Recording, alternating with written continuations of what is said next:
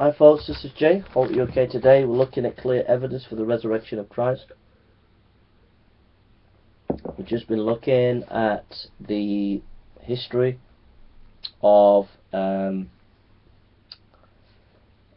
scholarship on the historical Christ. We got to the atheist position, and we're just going to finish off with one more atheist, Dr. Richard Carrier.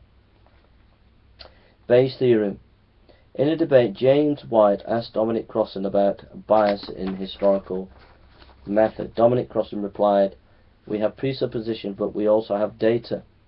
The resurrection debate, Crossan and Borg versus White and Rayner. This debate took place on board ship in 2005 in the Gulf of Alaska. U-Channel, Dr. Oakley, 1689. He implied that we can get to the historical data, that is Crossan, even with bias. I agree with Crossan, but he failed to highlight, as Dr. White wanted to do, that our presuppositions in historical inquiry are a problem. Most of us, even scholars, are not aware how we shape the historical material to suit our agenda. What bias do you bring to the table? How are they shaping you as you look at the material?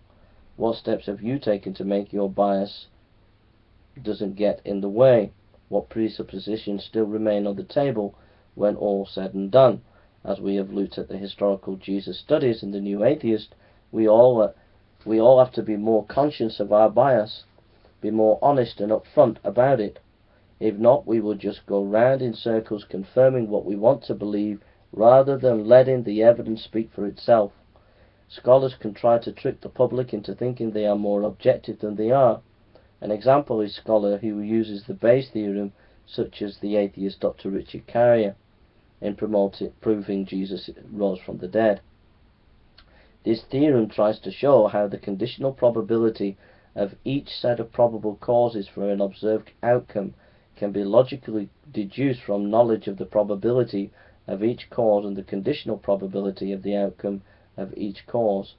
To be fair, it must also be noted that evangelical scholars also use the Bayes' theorem to prove their case for the resurrection.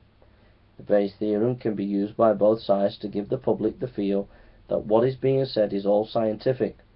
Susan Hake, an atheist, has given a great lecture in warning us about using science as some authority to give our ideas more kudos than in reality.